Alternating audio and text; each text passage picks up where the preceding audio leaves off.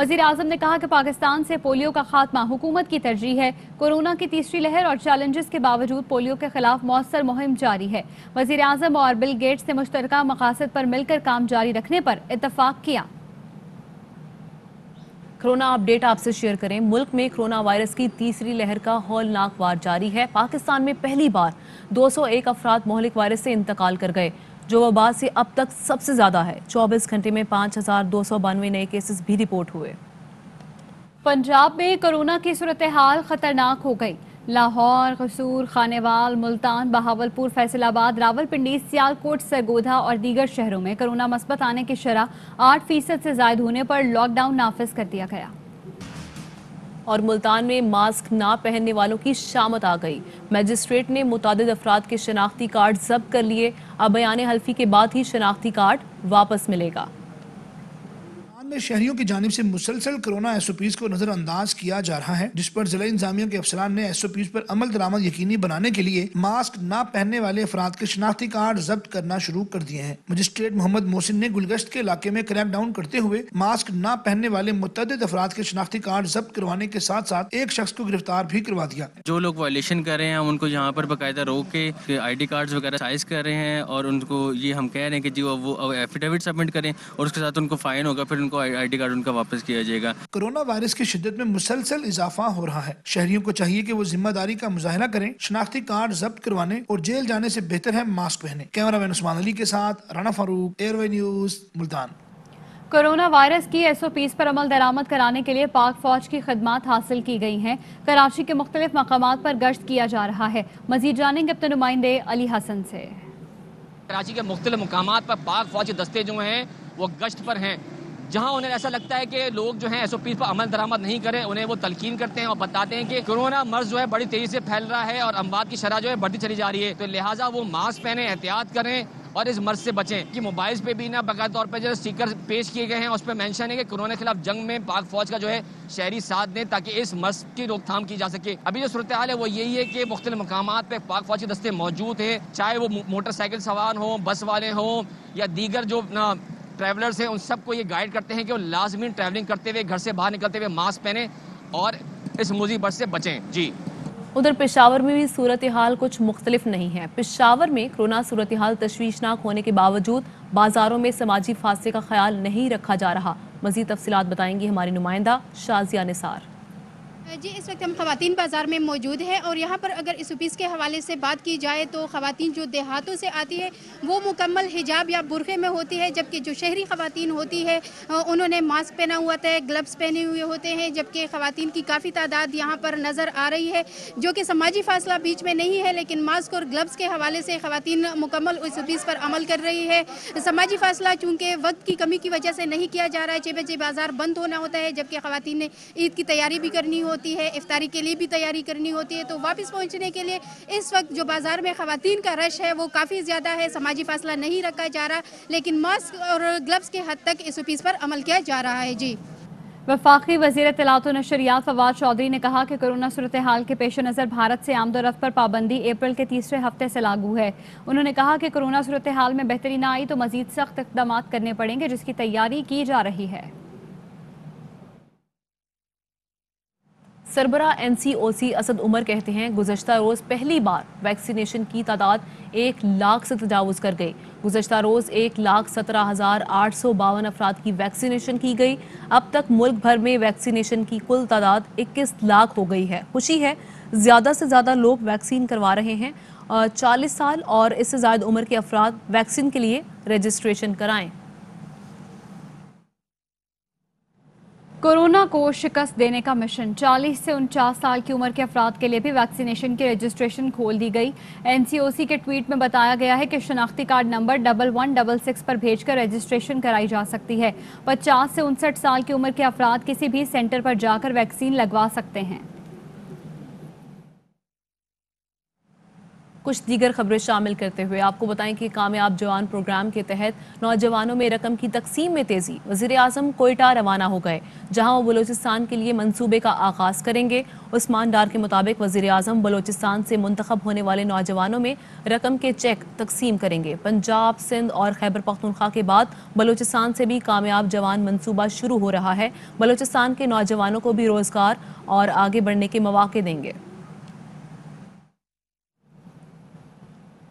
नवाज शरीफ अल Azizia reference में इश्तिहारी हो चुके हैं। नवाज शरीफ के केस में क्या करना है, नवाज शरीफ की अपीलों को आगे कैसे प्रोसीड कर सकते हैं। जस्टिस आमिर फारूक के इस्लामाबाद हाई कोर्ट में नवाज शरीफ, मरियम नवाज और नैब अपीलों की समाअत में सवालात। कहा कि नवाज शरीफ और मरियम नवाज के वकला समेत नैब भी अदालत को मुतमईन करें। नैब ने नवाज शरीफ के दायमी वारंट गिरफ्तारी जारी करने की इस्तदा की। जस्टिस आमिर फारूक ने कहा कि कोरोना के इन हालात में ज्यादा मजमे से परहेज करें। अवामी मफाद का केस है, लेकिन एहतियात लाजमी है। अदालत ने केस की समाअत मई के आखिरी हफ्ते तक मुलतवी कर दी। मरियम नवाज कहती हैं वजीर आजम ऑफिस से जस्टिस काजी फायज ईसा के खिलाफ साजिश की गई। बशीर मेमन को बुलाकर दबाव डाला गया। एक दहशतगर्द वजीर आजम हाउस में बैठा है जो इदारों के सरबराहों को बुलाकर मर्जी के मुकदमे बनाने का कहता है। लोगों को अब समझ आ गई है कि सिसिलियन माफियाज क्या होते हैं। साहब की गवाही कल आई है। मैंने कभी पाकिस्तान की तारीख में ऐसा नहीं सुना। ये तो अब लोगों को समझ आ गई है कि सिसिलियन माफियाज क्या होते हैं। ये तो माफियाज के जो डॉन्स होते हैं या जो गैंग्स के सरबराह होते हैं, कभी उन्होंने इस किस्म की हरकतें नहीं की जो प्राइम मिनिस्टर्स ऑफिस को इस्तेमाल करके हो रही हैं। जिस तरह प्राइम मिनिस्टर हाउस के अंदर बैठकर एक सिटिंग जज के ऊपर, जो कि चीफ जस्टिस बनेगा इंशाअल्लाह ताला आने वाले वक्त में, आपने उसके खिलाफ साजिश की बैठकर। शौकत अजीज सिद्दीकी साहब भी खड़े हो गए, फाइज ईसा साहब भी खड़े हो गए, और मैं आज ये फख्र महसूस करती हूँ कि उन्होंने खड़े होकर इस दहशतगर्दी का, रियासती दहशतगर्दी का मुकाबला करके, एक दहशतगर्द जो प्राइम मिनिस्टर हाउस में इस वक्त बैठा हुआ है, मुसल्लत है हम लोगों के सरों के ऊपर, उसकी साजिशों का मुकाबला करके उनको एक्सपोज किया। आप हुकूमत में और आपके खिलाफ इतनी बड़ी बड़ी गवाहियां आ रही हैं, आप उस दिन का सोचें जिस दिन आपकी हुकूमत ख़त्म होगी, आपका हाल क्या होगा उस दिन। अगर पीपल्स पार्टी इस्तीफों में शामिल हो जाती तो इस वक्त तक की हुकूमत जा चुकी होती। बशीर मेमन की निजी टीवी के शो में झूठ पर मबनी गुफ्तगू देखी। बशीर मेमन को काजी फायज मामले पर वजीर आजम या मुझसे मुलाकात के लिए कभी नहीं बुलाया। शहजाद अकबर का ट्वीट। कहा बशीर मेमन और वजीर कानून के दरमियान भी कोई मुलाकात नहीं हुई थी। बशीर मेमन को कभी भी किसी इनफरादी शख्सियत के खिलाफ केस का नहीं कहा। वफाकी काबीना ने FIA को सिर्फ बगावत का एक केस भिजवाया था। बशीर मेमन के बहतान पर कानूनी कार्रवाई के लिए वकला को हिदायत जारी कर दी। उधर वफाकी वजीर कानून फरोग नसीम ने भी बशीर मेमन के इल्जामात मुस्तरद कर दिए। अपने ट्वीट में फरोग नसीम ने कहा, बशीर मेमन से जस्टिस काजी फायज ईसा से मुतालिक किसी मामले पर बात नहीं की। आजम खान, शहजाद अकबर, बशीर मेमन कभी एक साथ मेरे दफ्तर में नहीं आए। आजम खान सिर्फ एक बार कानूनी इस्लाहात पर गुफ्तगू के लिए ऑफिस आए थे। रियासत मुखालिफ बयान के इल्जाम में गिरफ्तार नून लीग के रहनुमा जावेद लतीफ़ के जिस्मानी रिमांड पर फैसला महफूज कर लिया गया। जावेद लतीफ़ को लाहौर में जुडिशल मजिस्ट्रेट के सामने पेश किया गया। पुलिस ने जिस्मानी रिमांड देने की सदा की। बताया कि जावेद लतीफ़ का फोटोग्रामेटिक टेस्ट कराना है, उनका फ़ोन लेकर तफ्तीश करनी है। अदालत तफ्तीश के लिए जिस्मानी रिमांड दे। जावेद लतीफ़ के वकील ने कहा कि फोटोग्रामेटिक टेस्ट के लिए जिस्मानी रिमांड की ज़रूरत नहीं, एक सियासी बयान पर दहशतगर्द और गद्दार बना दिया गया। जावेद लतीफ़ ज़ईफ़ुल उम्र हैं और अभी कोरोना से सेहतियाब हुए हैं। अदालत जिस्मानी रिमांड की इस्तदा मुस्तरद करे। NA 249 की बात करें, कराची के हल्के NA 249 में ज़िमनी इलेक्शन के सिलसिले में पोलिंग कल होगी, जिसके लिए इंतखाबी सामान की तरसील का काम शुरू हो चुका है। इस हवाले से मजीद बता रही हैं हमारी नुमाइंदा हिना दीदार। NA 249 के इंतखाबी मुहिम का सिलसिला ख़त्म हो चुका है और आज इस वक्त जिस सेंटर में हम मौजूद हैं, गवर्नमेंट कॉलेज ऑफ टेक्नोलॉजी, यहाँ पर बैलेट पेपर समेत दीगर सामान जो है वो डिस्ट्रीब्यूट किए जा रहे हैं। मुख्तलिफ पोलिंग स्टेशंस में रेंजर्स और पुलिस एहलकार भी तैनात होंगे ताकि सिक्योरिटी के इंतजामात हैं उसे सुपरवाइज कर सकें। तकरीबन 274 पोलिंग स्टेशन है, वहाँ पर सामान जो है वो डिस्ट्रीब्यूट किए जा रहे हैं। कल खवातीन समेत मर्द वोटर्स आकर अपने पोलिंग स्टेशंस में वोट कास्ट कर सकते हैं। तकरीबन 3,39,000 से जायद वोटर्स रजिस्टर्ड हैं। कल जो है मैदान में तकरीबन 30 उम्मीदवार आएंगे और कल देखा जाएगा कि कौन सी जमात बाजी ले जाती है। अभी एक ब्रेक लेंगे, हमारे साथ रहिएगा। Welcome back. खबर यह है कि पेशावर हाईकोर्ट बेंच ने JUIF के रहनुमा मुफ्ती किफायतुल्लाह की जमानत मंजूर करके उन्हें रिहा करने का हुक्म दे दिया। रियासत मुखालिफ बयानी पर मुफ्ती किफायतुल्लाह को 3 MPO के तहत गिरफ्तार किया गया था। जस्टिस इब्राहिम खान, जस्टिस शकील अहमद पर मुश्तमिल डबल बेंच ने समाअत की। सिंध हाई कोर्ट ने तमाम नैबज़दा अफसरान को हटाने की हिदायत कर दी। चीफ सेक्रेटरी को नैबज़दा अफसरान को ओहदे न देने और करप्ट अफसरान के खिलाफ तादीबी कार्रवाई मुकम्मल करने की हिदायत कर दी। सिंध हाई कोर्ट में नैबज़दा अफसरान के ओहदों के केस की समाअत हुई। अदालत ने कहा कि नोटिस में आया है कि नैबज़दा अफसरान को ओहदे दिए जा रहे हैं। अब भी नैबज़दा अफसरान ओहदों पर बदस्तूर बराजमान हैं। ऐसे अफसरान जिन पर करप्शन का इल्ज़ाम है वो ओहदों के अहल नहीं। अदालत ने चीफ सेक्रेटरी को हिदायत की कि मुनासिब वक्त में मुतल्लिका अफसरान के खिलाफ कार्रवाई मुकम्मल करें। वज़ीर आला पंजाब उस्मान बुज़दार का कहना है कि नालायक और नाअहल ऑपोजिशन बंद गली में फंस चुकी है। इस्तीफों और लॉन्ग मार्च की तारीखें देने वालों का मुस्तकबिल तारीख है। हुकूमत गिराने का ख्वाब देखने वाले खुद मुंह के बल गिर चुके हैं। बदकिस्मती से ऑपोजिशन भी वो मिली जिसके पास कोई हिकमत अमली नहीं है। वज़ीर आज़म इमरान खान की क़यादत में हुकूमत पहले से ज़्यादा मजबूत है। हम मुद्दत भी पूरी करेंगे और आइंदा इलेक्शन में भी कामयाब होंगे। वज़ीर आज़म की जहांगीर तरीन हम ख्याल ग्रुप से मुलाकात। मुआविन खुसूसी शहबाज गिल ने बताया कि वज़ीर आज़म ने कहा कानून सब के लिए मुश्तरका नस्बुलैन है। कोई समझता है कि जहांगीर तरीन का उनसे ज़्यादा ताल्लुक था तो वो मेरा ज़्यादा करीबी था। डॉक्टर रिजवान के मामले पर कानून सब के लिए बराबर है।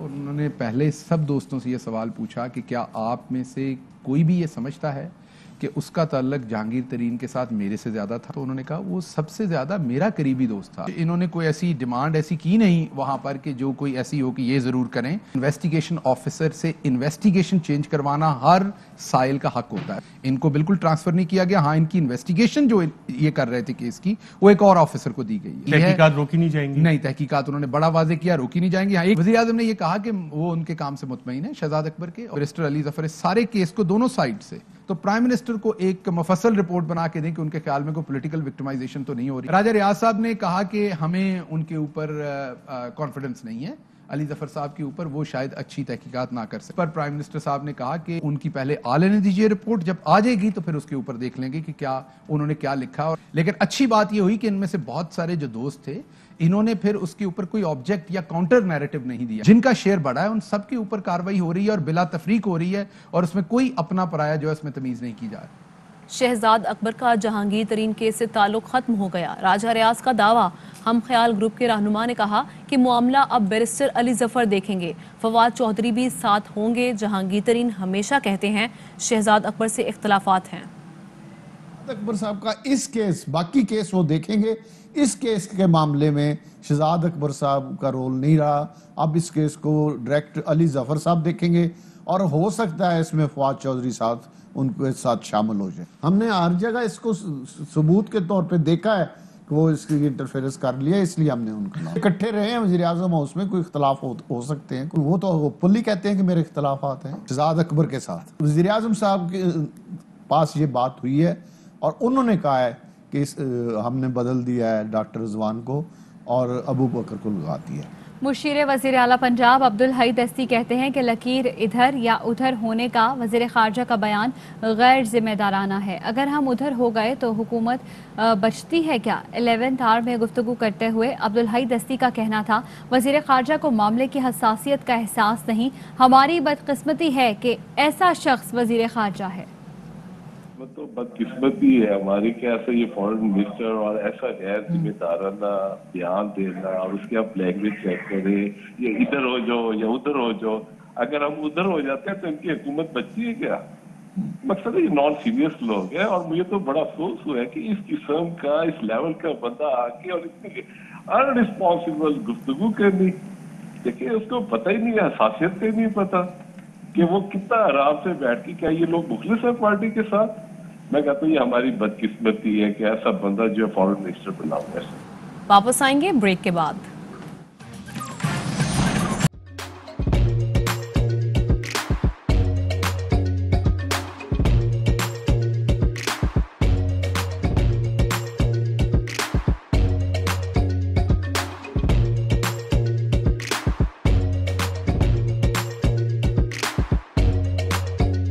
Instead of saving up for a new toy or a trip to Disney World, a 70-year-old بدلاً من توفير لعبة جديدة 来自阿拉巴马州的一名7岁女孩没有花 एक नए खिलौने या डिज्नी वर्ल्ड की यात्रा के लिए बचत करने के बजाय Alabama Anstatt für ein neues Spielzeug oder eine Reise nach Disney World zu sparen, hat En stade für un neues pièce EDN Reise nach Disney World zus par an.